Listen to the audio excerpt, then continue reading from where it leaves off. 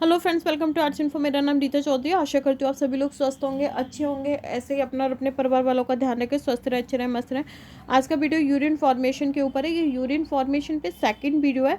इससे पहले वाले वीडियो में हम glomerular filtration GFR means glomerular filtration rate के बारे में बता चुके हैं एंड नेट इफेक्टिव फिल्ट्रेशन के बारे में, इफेक्टिव फिल्ट्रेशन के बारे में, इफेक्टिव फिल्ट्रेशन प्रेशर के बारे में, साथ के साथ इनकी वैल्यूज़ के बारे में भी मैंने बताया था और कैसे इनको कैलकुलेट करते हैं ये भी मैंने बताया था। नेफ्रॉन स्ट्रक्चर के बारे में बताया था, क्योंकि विदाउट नेफ्रॉन स्ट्रक्चर हम इसको नहीं समझ सकते। तो अगर आपको यूरिन फॉर्मेशन प्रॉपर तरीके से समझना है तो प्लीज़ आप पहले वाले वीडियो को ज़रूर फॉलो करें, देखें मीन्स। तो ग्लोमेरुलर फिल्ट्रेशन के बारे में थोड़ा सा आज मैं बताती हूँ, फिर हम रीअब्जॉर्प्शन और सिक्रीशन को स्टार्ट करते हैं। ग्लोमेरुलर फिल्ट्रेट क्या होता है, देखिए आप सभी को पता होगा, हमारे नेफ्रॉन में कप लाइक स्ट्रक्चर पाया जाता है, जिसे हम क्या बोलते हैं, बोमेन कैप्सूल बोलते हैं। इस बोमेन कैप्सूल में एक एफरेंट आर्टियोल, जो कि रीनल आर्टरी का पार्ट है, एफरेंट आर्टियोल ब्लड लेकर आती है और बहुत सारी ब्लड कैपिलरीज में, means bunch of blood capillaries में डिवाइड हो जाती है, ठीक है, और एक नई आर्टियोल का निर्माण करती है। यहाँ पर ये बंच ऑफ ब्लड कैपिलरीज क्या कहलाता है, ग्लोमेरुलस कहलाता है। और ये जो एक फिर से इकट्ठा होकर, ये ग्लोमेरुलस की जो कैपिलरीज फिर से इकट्ठा होकर जो आर्टियोल का निर्माण करती है, क्या कहलाती है, इफरेंट आर्टियोल। और ब्लड कौन लेकर आती है, efferent arteriole. Bowman capsule and glomerulus को मिला के क्या बोलते हैं, मेल्पिजियन बॉडी या मेल्पिजियन कार्पसेस। अब जो एफरेंट आर्टियोल जो ब्लड को यहाँ पर ग्लोमेरुलस में लेकर आती है फिल्ट्रेशन के लिए, that is called glomerular filtrate, ठीक है। और इस ग्लोमेरुलर फिल्ट्रेट का फिल्ट्रेशन किसकी हेल्प से होता है, ग्लोमेरुलस प्लस बोमेन कैप्सूल की मेम्ब्रेन और पोडोसाइट की हेल्प से फिल्ट्रेशन प्रोसीजर होता है। इसके बाद ये जो फिल्ट्रेट है, ग्लोमेरुलर फिल्ट्रेट है, ये रीनल ट्यूब्यूल मीन्स कि नेफ्रॉन की ट्यूब्यूल में जाता है, जिसे हम रीनल ट्यूब्यूल बोलते हैं। और इस रीनल ट्यूब्यूल से ही सब चीज़ों को रीएब्जॉर्प्शन और सिक्रीशन होता है, क्योंकि इस फिल्ट्रेट में वेस्ट प्रोडक्ट, एक्स्ट्रा वाटर और सॉल्टी नहीं, इसमें बहुत सारी चीज़ें ऐसी होती हैं जो कि हमारी बॉडी के लिए काफ़ी बेनिफिशियल है। तो उनको फिर से क्या किया जाता है, एब्जॉर्ब किया जाता है। फर्स्ट टाइम एब्जॉर्प्शन कहाँ हो चुका होता है, स्मॉल इंटेस्टाइन में, इसलिए क्योंकि सेकंड टाइम चीज़ों को एब्जॉर्ब किया जा रहा है, इसलिए इसको रीएब्जॉर्प्शन बोलते हैं, ठीक है। तो अब आगे हम पढ़ेंगे कि क्या ग्लोमेरुलर रीअब्जॉर्प्शन होता है। उससे पहले एक बार मैं GFR के बारे में ज़रूर बताऊंगी, क्योंकि कई सारे बच्चे बोल रहे थे कि मैम GFR वाला जो है प्रॉपर तरीके से दिखाई नहीं दिया। तो मैं आपको बता दूं, GFR का जो फॉर्मूला होता है वो क्या होता है, ultra filtration coefficient means KF इन मल्टीप्लाई नेट फिल्ट्रेशन प्रेशर या नेट इफेक्टिव फिल्ट्रेशन प्रेशर, ठीक है। KF की वैल्यू कितनी होती है, 12.5। एक चीज़ ध्यान रखें, जब एफरेंट आर्टियोल ब्लड लेकर आती है यहाँ पर, ठीक है, तो यहाँ पर क्या होता है कि एक प्रेशर काम करता है, क्योंकि अब ये प्रेशर फ्लूइड ब्लड के थ्रू है। ब्लड क्या है, एक फ्लूइड है, और फ्लूइड के थ्रू जो प्रेशर लगता है उसे हम क्या बोलते हैं, हाइड्रोस्टैटिक प्रेशर। इसे हम क्या बोलते हैं, हाइड्रोस्टैटिक प्रेशर बोलते हैं। तो ब्लड के थ्रू प्रेशर लग के ये ब्लड कहाँ जा रहा है, हमारे ग्लोमेरुलस में जा रहा है, जिसे हम ग्लोमेरुलर फिल्ट्रेट बोलेंगे बाद में, ठीक है। लेकिन यहाँ पे जो प्रेशर है इसे हाइड्रोस्टैटिक प्रेशर बोलते हैं, और इस हाइड्रोस्टैटिक प्रेशर की वैल्यू कितनी होती है, 55 mmHg। सेकंड प्रेशर कौन सा होता है कि देखिए, जब फ्लूइड यहाँ पर नीचे की तरफ आ रहा है तब एक प्रेशर काम कर रहा है, दूसरा प्रेशर क्या करता है, इसी को ऊपर की तरफ धकेलता है, और वो भी फ्लूइड के थ्रू लग रहा है, तो इसे भी हम हाइड्रोस्टैटिक प्रेशर बोलते हैं, ठीक है। और ये प्रेशर बोमेन कैप्सूल से लग रहा है, इसकी वैल्यू कितनी होती है, 15 mmHg। तो ये वाला प्रेशर माइनस में होता है और ये प्रेशर प्लस में होगा। नेक्स्ट प्रेशर, अब यहाँ पर क्या होता है, ग्लोमेरुलर फिल्ट्रेशन के प्रोसीजर होता है, ठीक है। ग्लोमेरुलर फिल्ट्रेट यहाँ पे आता है, बहुत सारी चीज़ों की यहाँ पर छनाई होती है बोमेन कैप्सूल और ग्लोमेरुलस की मेम्ब्रेन की हेल्प से। लेकिन यहाँ पर ध्यान देने वाली चीज़ ये है कि यहाँ पर गलती से भी प्रोटीन की छनाई नहीं होती है, इसलिए यहाँ पर कोई प्रेशर काम नहीं करता। इसके बाद क्या होता है, ये जो ब्लड है ये कहाँ पर जाता है, ये ब्लड जाता है अपर साइड पर। कहाँ पर जाएगा, ऊपर की साइड जाएगा, क्योंकि ये इफरेंट आर्टियोल में जाएगा ये ब्लड। अब यहाँ पर भी क्या होता है, एक प्रेशर काम करता है जिसे ऑनकोटिक प्रेशर बोलते हैं, और यहाँ पर भी ऑनकोटिक प्रेशर लगता है, लेकिन क्योंकि यहाँ पे प्रोटीन की छनाई नहीं होती इसलिए यहाँ पे प्रेशर, इस प्रेशर की वैल्यू 0 हो जाती है। लेकिन जब ऊपर जाता है तो ये ऑनकोटिक, ये ऑस्मोटिक प्रेशर का ही भाई बंधु है, मतलब पार्ट है। तो ये ऑनकोटिक प्रेशर क्या करता है, ये फ्लूइड जो जा रहा है उसको होल्ड करके रखता है, जिससे प्रोटीन, मेनली एल्बुमिन प्रोटीन ना निकले, ठीक है, फिल्ट्रेशन में। तो अब क्या हुआ, यहाँ पे ऑनकोटिक प्रेशर से फ्लूइड जो है होल्ड हो गया, और इस ऑनकोटिक प्रेशर की वैल्यू क्या होती है 30 mmHg। अब इन तीनों प्रेशर की वैल्यू को अगर हम निकाल लेते हैं तो हमारे पास नेट फिल्ट्रेशन के प्रेशर की वैल्यू मिल जाती है, जो देखिए यहाँ पर लिखा हुआ भी है, तो आप इसको देख सकते हैं। और ग्लोमेरुलर फिल्ट्रेशन के लिए हमें मतलब GFR क्या होता है, पर मिनट जितना ग्लोमेरुलर फिल्ट्रेशन होता है उसे हम GFR रेट बोलते हैं। तो GFR की वैल्यू कैसे निकालते हैं, KF की वैल्यू कितनी होती है 12.5, और नेट फिल्ट्रेशन प्रेशर की वैल्यू कितनी होती है हमारे पास, कितनी आ गई 10 mmHg इंटू 10, तो ये कितना हो जाएगा 125 ml पर मिनट। ये क्या है, GFR की वैल्यू मिनट में कितनी हो गई 125 ml पर मिनट। और इसी को अगर कोई ये पूछता है कि पूरे दिन में कितनी होती है, तो सिंपल सा फॉर्मूला है, पूरे दिन में 1 घंटे में कितने मिनट होते हैं 60, एक घंटे में कितने मिनट होते हैं 60, और पूरे दिन में कितने घंटे होते हैं 24। इन दोनों को मल्टीप्लाई प्लस 125 ml को मल्टीप्लाई कर लेते हैं, तो ये कितना आ जाता है 180,000, ये ml पर मिनट में आता है। लेकिन लीटर में अगर इसकी वैल्यू पूछता है GF की, तो ये कितनी आ जाती है 180 लीटर। तो 24 घंटे में मतलब पूरे एक दिन में कितना GF हो रहा है, हमारा ग्लोमेरुलर फिल्ट्रेशन रेट आ रहा है 180 लीटर। तो एक दिन में 180 लीटर ग्लोमेरुलर फिल्ट्रेशन रहेगा, और पूरे एक मिनट की बात करते हैं तो कितना रहेगा 120 से 125 ml पर मिनट। और 120 कैसे होता है ये मैंने लास्ट वीडियो में बताया हुआ है, तो प्लीज़ उसको फॉलो करें। अब रीअब्जॉर्प्शन पर आते हैं। तो रीअब्जॉर्प्शन क्या होता है कि देखिए, जो फिल्ट्रेट कहाँ पर आ गया, जो फिल्ट्रेट हमारे बोमेन कैप्सूल से रीनल ट्यूब्यूल में आ गया, रीनल ट्यूब्यूल के डिफरेंट में पार्ट में आ गया, और इन डिफरेंट पार्ट से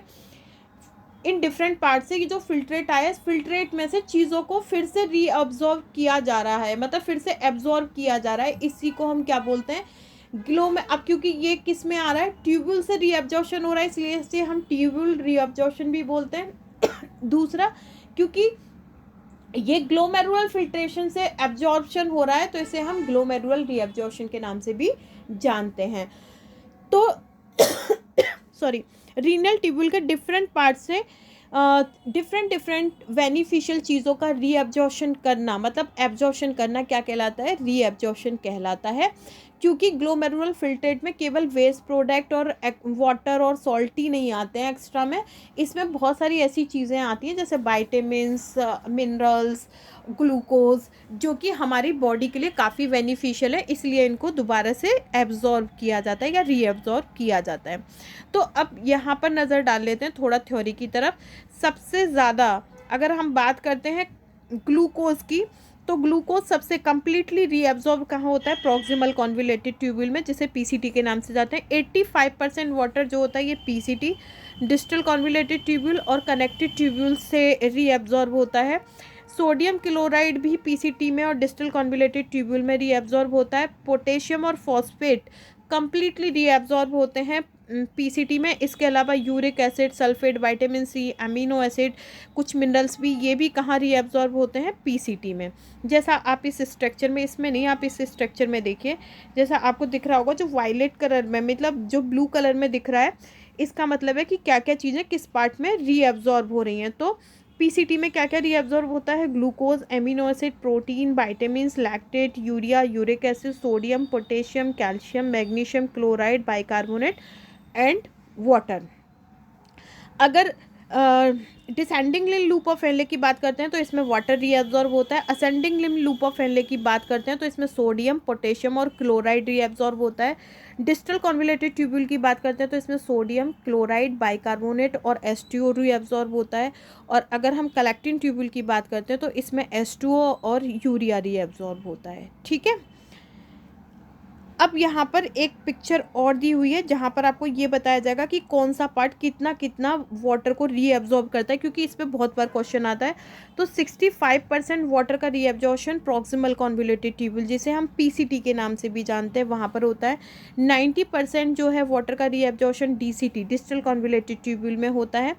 15% वाटर का जो रीअब्जॉर्प्शन है ये कहाँ पर होता है, ये होता है हमारे लूप ऑफ हेनले या डिसेंडिंग लूप ऑफ हेनले में।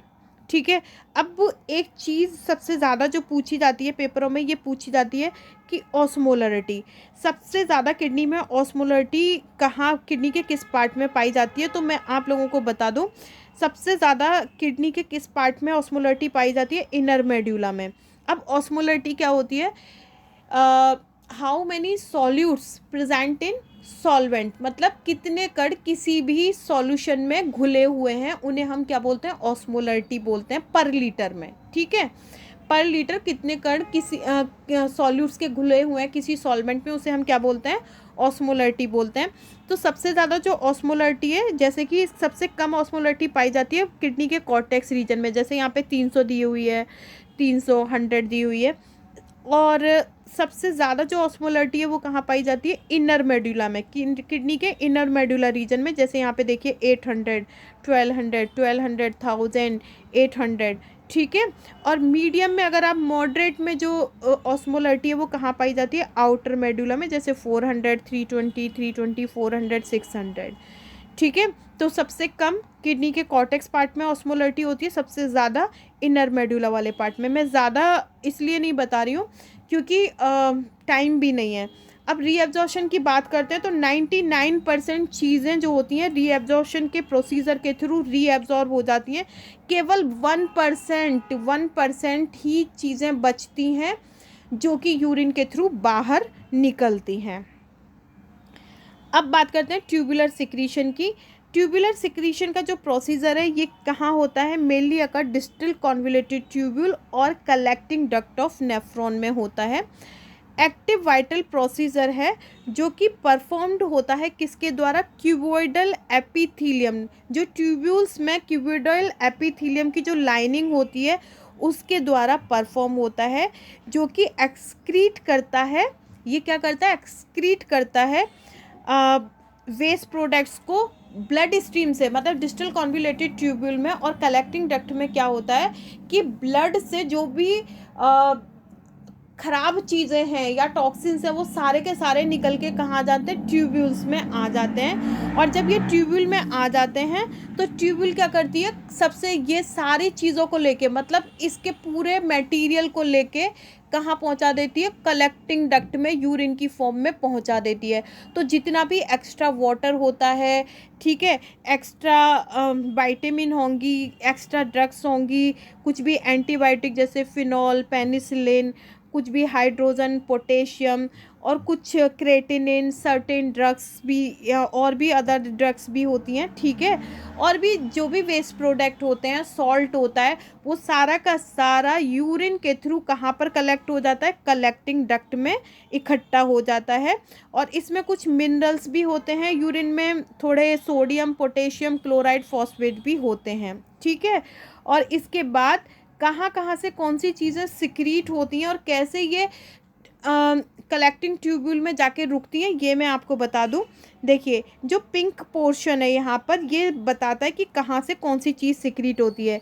जैसे अगर पीसीटी की बात करते हैं तो पीसीटी जैसे यूरिया को रीअब्जॉर्ब भी करता है तो यूरिया को सिक्रीट भी करता है, यूरिक एसिड को भी सिक्रीट करता है पीसीटी, क्रेटिनिन को भी सिक्रीट करता है। ठीक है। हाइड्रोजन, अमोनिया एंड कुछ ड्रग्स को भी पीसीटी के ही भाग से क्या किया जाता है, सिक्रीशन में, मतलब सिक्रीट किया जाता है, ब्लड से ट्यूब्यूल में क्या किया जाएगा, भेजा जाएगा। ठीक है। और इसके अलावा यूरिया को लूप ऑफ हेनले में ब्लड से ट्यूब्यूल में भेजा जाता है। ठीक है। इसके अलावा अगर डीसीटी की बात करते हैं तो डीसीटी और कलेक्टिंग डक्ट में क्या, हाइड्रोजन, पोटेशियम और अमोनिया, ये सारे के सारे यहाँ पर फिर से क्या होते हैं, सिक्रीट होते हैं ब्लड से, कहाँ पर, इस ट्यूब्यूल में, डीसीटी में और कलेक्टिंग डक्ट में। तो ये सारा पोर्शन, ये सारी चीज़ और ये सारे सिक्रीशन को, मतलब ये सारे प्रोडक्ट को लेके, ये सारे प्रोडक्ट कहाँ पर इकट्ठा हो जाते हैं? कलेक्टिंग ट्यूब्यूल में। किस फॉर्म में? यूरिन की फॉर्म में। यूरिन में ये सारी चीज़ें मिलेंगी और इसके बाद ये एक्सक्रीशन के प्रोसेस के थ्रू क्या होता है? बाहर निकल जाते हैं बॉडी से। ठीक है, तो यहाँ पर एक छोटी छोटी डेफिनेशन भी दी हुई हैं, तो अगर आप इनको भी फॉलो करना चाहते हैं तो आप इनको भी फॉलो कर सकते हैं, जैसे यहाँ पर दिया हुआ है सभी का। ठीक है, तो ये था आज का वीडियो। कैसे हाँ, एक चीज़ और, यूरिन का बॉडी से, बहुत सारे पूछते हैं, यूरिन को बॉडी से पास आउट करना, मतलब यूरिन को निकालना बॉडी से, क्या कहलाता है? मिक्चुरेशन कहलाता है। ठीक है, ये बात आप ध्यान रखिए।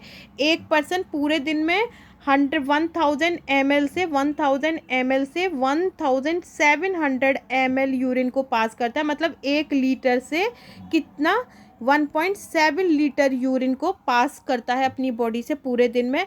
और ये मात्रा बढ़ और घट सकती है। ये मात्रा इस बात पे डिपेंड करती है कि अगर कोई पर्सन बहुत ज़्यादा टी लेता है, मतलब चाय लेता है, या बहुत ज़्यादा ड्रिंक वगैरह लेता है, मतलब जो पानी से रिलेटेड चीज़ें उनको लेता है, तो यूरिन की मात्रा बढ़ भी सकती है पूरे दिन में। लेकिन एक नॉर्मल एडल्ट के लिए बताया गया कि एक नॉर्मल एडल्ट पूरे दिन में 1 लीटर से 1.7 लीटर यूरिन को रिमूव करेगा अपनी बॉडी से एक्सक्रीशन के थ्रू। तो ये था आज का वीडियो। अगर पसंद आए तो प्लीज़ लाइक करें, शेयर करें, कमेंट्स करें, चैनल को सब्सक्राइब करना ना भूलें। Thank you.